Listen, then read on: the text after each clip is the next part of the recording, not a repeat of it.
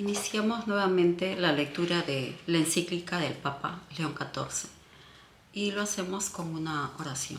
En el nombre del Padre, del Hijo y del Espíritu Santo. Amén.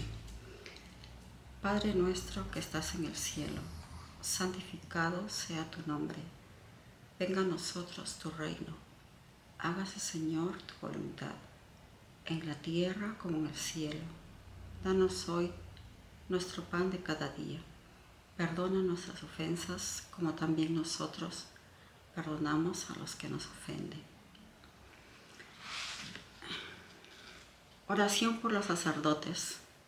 Señor, te suplicamos por el sacerdocio católico. Multiplica los sacerdotes, pero danos, sobre todo, santos sacerdotes, que sean buenos pastores y que sepan presentar la verdad a los hombres de hoy. Amén. En el nombre del Padre, del Hijo y del Espíritu Santo. Amén. Me quedé en construir la civilización del amor. 210. La construcción de un mundo en estado de beligerancia permanente es un mal, y hay que llamarlo por su nombre. Esta forma de describir la realidad que vivimos puede parecer sombría o pésima, pero considero que es una denuncia necesaria. La perspectiva cristiana, sin embargo, no se agota en la denuncia del mal. Nosotros miramos la historia a la luz del crucificado, resucitado, a quien el Padre ha dado todo poder en el cielo y en la tierra. Mateo 28, 18. No interpretamos el presente como un destino cerrado, sino como un campo abierto a la conversión personal y colectiva. Y creemos en la fuerza del reino, que se desarrolla a partir de la pequeñez de un grano de mostaza, como una semilla que, una vez sembrada, brota y crece. Mientras el ruido de la confusión nos rodea, el bien crece silenciosamente desde la tierra, con las palabras del profeta. Yo estoy por hacer algo nuevo. Ya está germinando. ¿No se dan cuenta? 211. Una lectura atenta de la historia lo confirma. Incluso en las noches más oscuras, el Señor suscita hombres y mujeres capaces de no resignarse y de perseverar en el bien, personas que protegen a los frágiles y abren caminos de reconciliación. La memoria de los santos y de los justos, de los constructores de paz, a menudo olvidados, muestran que la gracia no elimina el conflicto con un gesto mágico, sino que genera una resistencia activa al mal y una creatividad sorprendente en el bien. Los cristianos ven las tinieblas y las llaman por su nombre, pero no se quedan paralizados contemplándolas. Conocen la luz y saben que las tinieblas no la recibieron y no pueden vencerla. Por eso sirven al bien incluso donde el dolor parece tener la última palabra, sostenida por una esperanza teologal que da a la realidad un horizonte y una dirección. Subtítulo: Todos podemos dar nuestro aporte. 212. En este punto, sin embargo, se insinúa una tentación sutil. Pensar que los problemas son demasiado grandes y nosotros demasiado pequeños, y que por tanto nuestras decisiones no cambian nada, es una forma elegante de rendirse, a menudo disfrazada de realismo. Claro, no todos tienen el mismo poder de influir sobre la realidad. Hay quienes gobiernan, quienes deciden inversiones, quienes dirigen instituciones, quienes investigan, quienes educan, quienes informan, quienes producen, y hay quienes parecen tener solo su propia vida cotidiana. Sin embargo, nadie está exento de responsabilidad.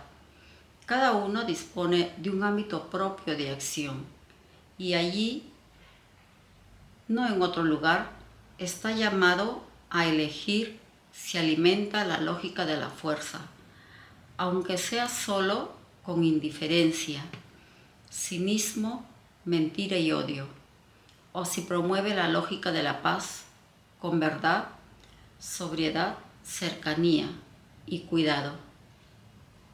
213. Un escritor católico del siglo XX, John Ronald Reuel Tolkien, por boca de uno de los protagonistas de una de sus novelas, describió así nuestra responsabilidad.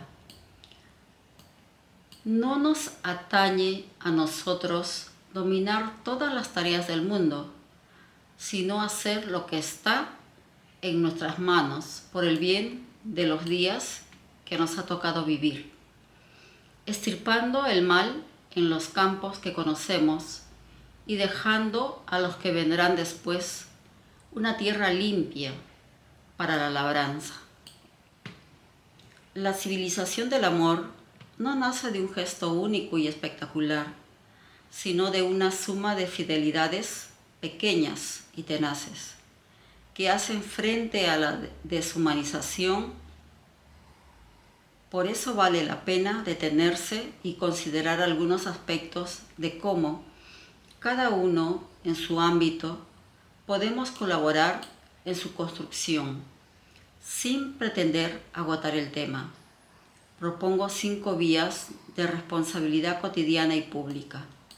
Desarmar las palabras, construir la paz en la justicia, asumir la mirada de las víctimas, cultivar un sano realismo y relanzar el diálogo y el multilateralismo.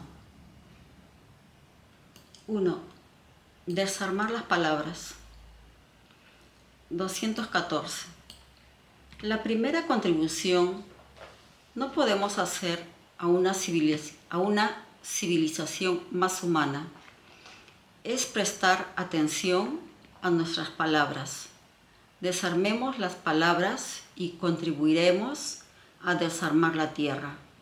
El poder de la palabra es enorme y lo experimentamos en nuestra comunicación cotidiana, cuando alguien nos dice algo que cambia nuestro estado de ánimo, ya sea para bien o para mal. La paz comienza por cada uno de nosotros, por el modo en el que miramos a los demás, escuchamos a los demás, hablamos de los demás y en ese sentido, el modo en que comunicamos tiene una importancia fundamental. Debemos decir no a la guerra de las palabras y de las imágenes debemos rechazar el paradigma de la guerra. Todos debemos, por tanto, hacer un examen de conciencia sobre las palabras que usamos, sobre los prejuicios de los que están impregnadas y sobre la agresividad abierta o encubierta que las motiva. Tomemos una posibilidad real de contribuir al bien cada vez que decimos la verdad, que damos un consejo sabio, que apoyamos a quien necesita consuelo, que denunciamos una injusticia o damos voz a quien no la tiene. 2. Construir la paz en la justicia. 215. Todos, a cualquier nivel, podemos contribuir al fundamento de la paz, que es la justicia.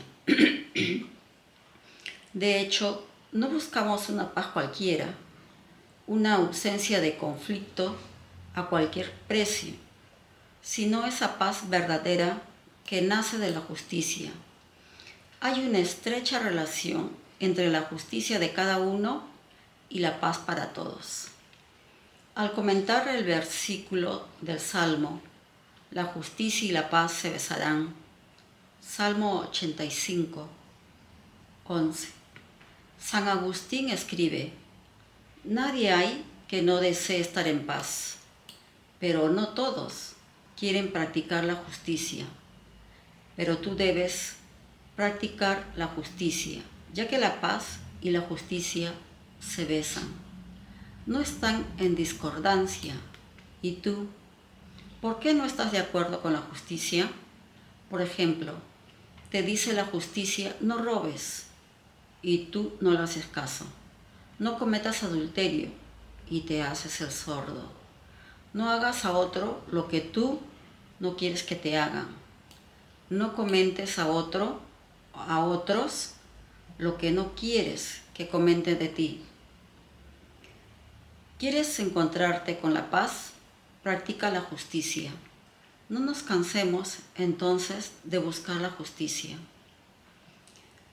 3. Asumir la mirada de las víctimas. 216. Hay situaciones en las que, para seguir siendo humanos, debemos abandonar las vacilaciones y tomar partido. Hay conflictos en los que no es justo permanecer neutrales y no basta pensar en no ser cómplices. Cuando nos enfrentamos a bombardeos contra civiles, a ataques contra hospitales, escuelas o infraestructuras vitales, a abusos que afectan a los niños, nos encontramos ante escándalos que hieren a la humanidad misma. Por eso, no podemos quedarnos a nivel de análisis abstractos, como recordó el Papa Francisco. Debemos tocar la carne de quienes sufren, mirar los rostros, escuchar las historias, reconocer las heridas. Los acontecimientos dolorosos necesitan tanto de historia como de memoria. La una para tratar de relatar los hechos, la otra para dar testimonio de lo vivido. 217.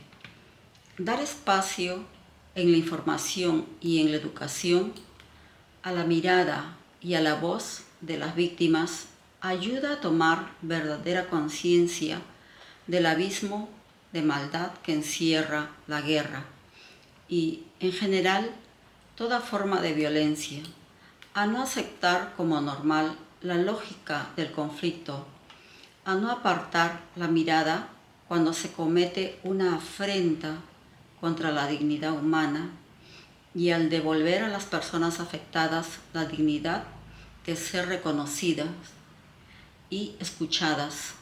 La atención a estas voces alimenta la convicción de que, más allá de las minorías violentas, la humanidad no desea la guerra. La Iglesia puede ser, de modo especial, un lugar de memoria viva de las víctimas, como recordaba San Pablo VI. Ella siente que debe hacer suyas tanto la voz de los muertos de las guerras pasadas como la de los vivos, que aún llevan sus heridas, para que su grito se convierta en un llamamiento a la paz y a la concordia, y no en un preludio de nuevos conflictos. Cultivar un sano realismo. 218. Necesitamos un sano realismo que evite tanto el idealismo político como el cinismo. De hecho, existe un idealismo que, para salvar su propia visión del mundo, selecciona los hechos, los manipula, los renombra y termina habitando una realidad construida a la medida de sus propias convicciones. Por otro lado, existe también un realismo degradado que confunde la constatación con la resignación. Dado que la fuerza domina, concluye que debe dominar. El realismo auténtico no renuncia a cambiar el mundo, comienza a ver con claridad los intereses, los miedos, las limitaciones y las relaciones de poder, precisamente para calcular qué es posible lograr y con qué pasos. no reduce la política a la moralidad, pero tampoco la entrega a la violencia. Busca modos viables para que la paz sea más que una palabra, es decir, instituciones creíbles, garantías verificables, negociaciones pacientes, prevención de conflictos y protección de los civiles. Relanzar el diálogo. 219. Para construir la civilización del amor, debemos ejercitar el diálogo. Este es el principal instrumento de la convivencia entre las personas y entre los pueblos, y es la alternativa al conflicto abierto. Ya lo recordaba Pío XII en vísperas de la Segunda Guerra Mundial, cuando afirmaba que con la paz no se pierde nada, mientras que con la guerra todo se puede perder, y que los hombres deben volver a dialogar, porque un diálogo sincero y perseverante abre siempre la posibilidad de una solución honorable. 220. El diálogo es una dimensión ordinaria de la vida humana y no se refiere únicamente a las relaciones entre los estados. Se trata de adquirir una actitud para construir lazos de fraternidad, hechos de escucha, de miradas sinceras, de tiempo dedicado, incluso de tiempo perdido juntos. Porque si experimentamos el encuentro auténtico con el otro, el diferente, el extranjero, el migrante, se vuelve incluso mucho más difícil siquiera imaginar la guerra. 221. A nivel político, es urgente pasar a la cultura del poder, a una auténtica cultura de la negociación, en la que el diálogo y las relaciones diplomáticas se viertan en la vía habitual para afrontar los conflictos, tal como deseaba Giorgio Lapira. Al método de la guerra habrá que sustituirlo por el método de la paz, el método de la negociación, del encuentro, de la convergencia, es decir, el método auténticamente humano. La conciencia de un destino común de los pueblos exige que la cultura de la negociación se convierta cada vez más en un compromiso compartido, político y cultural, capaz de alejar gradualmente a la humanidad de la espiral de la violencia. 222. A quienes tienen el honor y la responsabilidad de gobernar, quisiera repetir unas palabras que dije al inicio de mi pontificado. Los pueblos quieren paz y yo, con el corazón en la mano, digo a los responsables de los pueblos: encontrémonos, dialoguemos, negociemos. La guerra nunca es inevitable. Las armas pueden y deben callar, porque no resuelven los problemas, sino que los aumentan, porque pasarán a la historia quienes siembran la paz, no quienes cosechan víctimas, porque los demás no son ante todo enemigos, sino seres humanos. No son malos a quienes odiar, sino personas con quienes hablar. Rechacemos las visiones maniqueas, típicas de los relatos violentos, que dividen el mundo entre buenos y malos. 223. Al rechazar la lógica de la violencia, el diálogo entre las religiones tiene un papel decisivo, porque en el centro de los grandes caminos espirituales se encuentra un mensaje de paz.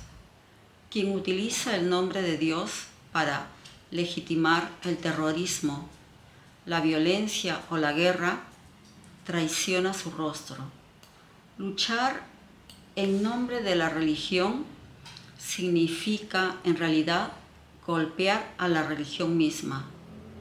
El espíritu de Asís, promovido por San Juan Pablo II y continuado en el compromiso del Papa Francisco, por ejemplo, en el diálogo con el gran imán de Al-Azhar, muestra que los creyentes pueden volver a beber de las fuentes más auténticas de sus tradiciones espirituales, donde no hay lugar para el odio sacralizado. La necesidad de la diplomacia y el multilateralismo. 224. En las relaciones internacionales, el diálogo es el instrumento insustituible de la diplomacia para prevenir los conflictos y restablecer los lazos de confianza. Frente a las comunicaciones impulsivas, las retóricas agresivas y las lógicas de poder que marcan nuestro tiempo, la vocación de la diplomacia es aquella de favorecer el diálogo con todos, incluidos los interlocutores que se consideran más incómodos o que no se estiman legítimos para negociar, utilizando hasta el extremo la humildad y la paciencia para recuperar los más tenues signos de buena voluntad de las partes en conflicto, a fin de iniciar una pacificación. 225. También el ciberespacio se ha convertido en terreno de enfrentamiento. Los ataques informáticos, la manipulación de datos y las campañas de influencia orquestadas con la ayuda de la IA pueden desestabilizar países enteros, incluso antes de que llegue a un enfrentamiento armado abierto. En este ámbito, además, la atribución de responsabilidades es a menudo incierta, cuando no está claro quién ha atacado. Crece el riesgo de reacciones desproporcionadas, errores de evaluación y espiral de escalada. Por eso hace falta una diplomacia capaz de operar también en este nuevo entorno, negociando reglas compartidas sobre el uso de las tecnologías digitales, protegiendo a los civiles y a los más vulnerables de formas de violencia invisibles, pero no por ello menos reales. 226. Las organizaciones internacionales, en particular la ONU, siguen siendo instrumentos esenciales para promover la civilización del amor, al apoyar el diálogo entre las naciones, la solución pacífica de los conflictos, el desarrollo integral de los pueblos, la protección de las personas más vulnerables, el desarme y el cuidado de la creación. A través de estas instancias, la comunidad internacional puede tratar de reducir las desigualdades, defender los derechos de los refugiados y de las minorías, liberar recursos destinados al armamento para destinarlos a la promoción humana y proteger la casa común. La Santa Sede apoya y acompaña este compromiso, aunque reconoce que la actual debilidad de la ONU y del sistema político internacional revela la necesidad de reformas profundas. No se trata solo de ajustes técnicos, porque la crisis de convicción y de valores afecta también a los fundamentos éticos de la vida de las naciones y dificulta orientar el multilateralismo hacia el verdadero bien común. Me quedo en el 226. En el nombre del Padre, del Hijo y del Espíritu Santo. Amén. Dios te salve María, llena eres de gracia. El Señor está contigo. Bendita tú eres entre todas las mujeres, y bendito es el fruto de tu vientre Jesús. Santa María, Madre de Dios, ruega por nosotros los pecadores, ahora y en la hora de nuestra muerte. Amén. Pidamos a nuestra Santísima Virgen, Reina del cielo y de la tierra, por todas aquellas personas que no tienen un trabajo estable y tienen familia, para que no les falte el pan de cada día. Amén. En el nombre del Padre, del Hijo y del Espíritu Santo. Amén.